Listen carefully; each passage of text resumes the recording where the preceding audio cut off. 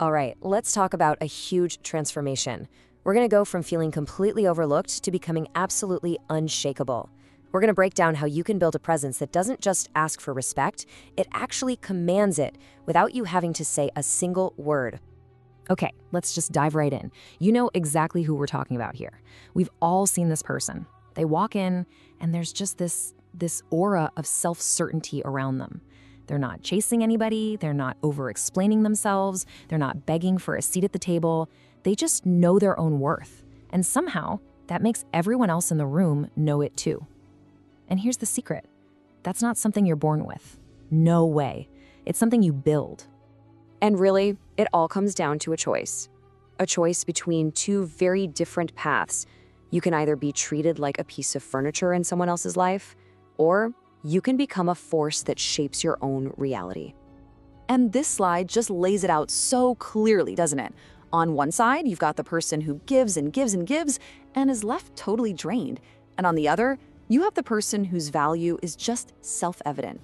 The real difference isn't about how much they give, it's about how much they value what they have to offer. And this is the critical point, the part we often get wrong. When your giving becomes compulsive, when it's automatic, it completely backfires. People just stop valuing what's always available. Your time, your energy, your loyalty, they start to be seen as worthless because, frankly, you're treating them as if they're limitless. So how do we fix this? Well, the entire shift has to start from the inside out.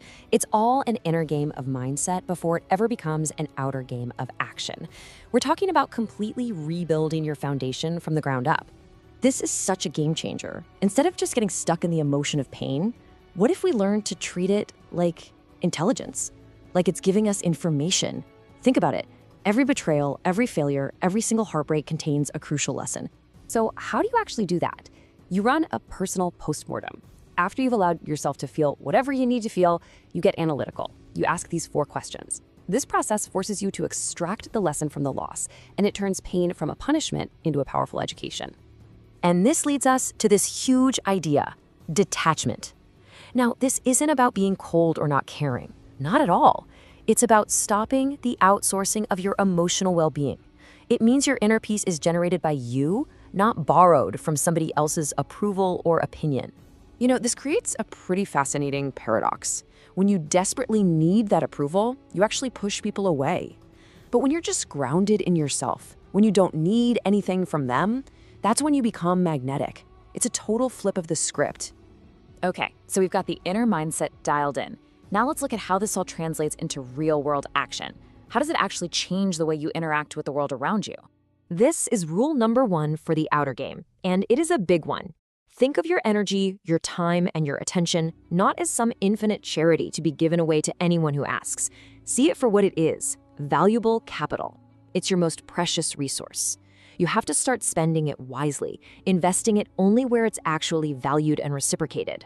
You know, in a world where everyone is oversharing and over-explaining, silence becomes a strategic tool. Constantly explaining yourself signals insecurity. But strategic silence, that communicates control. It communicates self-certainty. And you don't need anyone else's validation for it. We hear about boundaries all the time, but let's reframe this. Stop thinking of them as these giant walls you put up to keep people out. A better way to see them is as definitions. They define who you are, what you stand for, and, crucially, the standard of treatment you require from other people. And here's how simple a boundary can be. That's it. It doesn't need a long apology. It doesn't need a justification. And hey, if the people who have been benefiting from your lack of boundaries start to protest, well, their reaction tells you everything you need to know, doesn't it? So what do you do when you're provoked? That automatic emotional reaction is almost never your most powerful response. The discipline of strategic calm is all about this 4-step process. That simple pause, just 2 seconds. It shifts you from being reactive to being strategic. It ensures your actions are serving your long-term goals, not just your immediate feelings. It's time to redefine loyalty. It is not a blank check. Being loyal to people who constantly mistreat you isn't some virtue. It's actually self-abandonment. Your primary loyalty, the one that comes before all others, must be to your own values and your own well-being. Okay, let's bring all of this together now to the ultimate goal, building an unbreakable spine. This is about forging an identity that is so solid, so internally anchored, that nothing and no one can ever take it from you. See, most people build their identity on sand. Things like their job title, their relationships, or what other people think of them. And when those things change, their identity completely collapses. An internally anchored identity, though, that's built on rock. It's built on your values, your discipline, your character. It can't be taken away because it exists inside you. So here's the bottom line. What most of us are lacking isn't really strength. It's permission. Permission to protect ourselves, permission to say no, permission to hold our ground. So if you feel like you need it, consider this your official permission slip. Let's end with this. And this isn't a question, okay? This is a declaration. The world is a testing ground, and it rewards clarity. From now on, when it tests you, you will not flinch.